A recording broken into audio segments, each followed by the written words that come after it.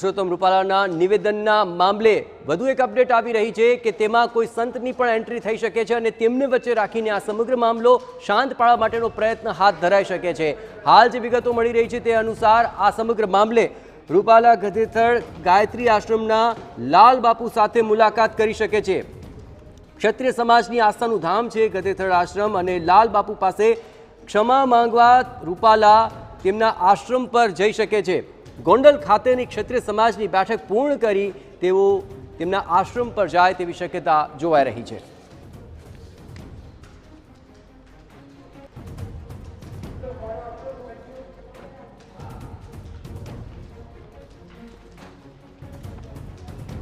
તો પુરુષોત્તમ રૂપાલાના નિવેદનને લઈને આ મોટા સમાચાર આવી રહ્યા છે। આ વિવાદ જ્યારે શાંત નથી થઈ રહ્યો ત્યારે ગોંડલ ખાતે એક બેઠક છે, એ બેઠક પૂર્ણ કર્યા બાદ પુરુષોત્તમ રૂપાલા આખરે આ બાપુને મળવા જઈ શકે છે। વધુ વિગતે વાત કરવા જોડાઈ રહ્યા છે TV9 સંવાદદાતા મોહિત। આખરે આ વિવાદ વકરી રહ્યો છે, હવે સંતને શરણે પણ પહોંચવાનો પ્રયત્ન કરાઈ રહ્યો છે, શું વિગતો?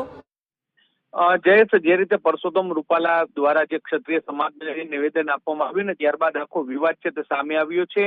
જો કે આ સમગ્ર મામલે હવે પુરુષોત્તમ રૂપાલા છે તે સંતનું શરણું લઈ શકે છે તેવી શક્યતા અત્યારે સામે આવી રહી છે ને તે પ્રકારની આ માહિતી છે તે મળી રહી છે। ક્ષત્રિય સમાજના આસ્થાના ધામ એવા ગધેથડ ગાયત્રી આશ્રમ છે કે ત્યાં પુરુષોત્તમ રૂપાલા છે તે આજે મુલાકાત કરવાના છે અને લાલ બાપુ છે તેમના આશીર્વાદ લઈ અને આખા વિવાદને લઈને તેઓ ક્ષમા માગે તેવી પૂરી શક્યતા છે તે વર્તાઈ રહી છે। લાલ બાપુ છે તે ક્ષત્રિય સમાજના કહી શકાય કે તેમના ગુરુદેવ તરીકે લોકો તેને માને છે ને તેને પગે લાગતા હોય છે અને સાથે સાથે ગધેથડ આશ્રમ છે તે ક્ષત્રિય સમાજની આસ્થાનું ધામ છે।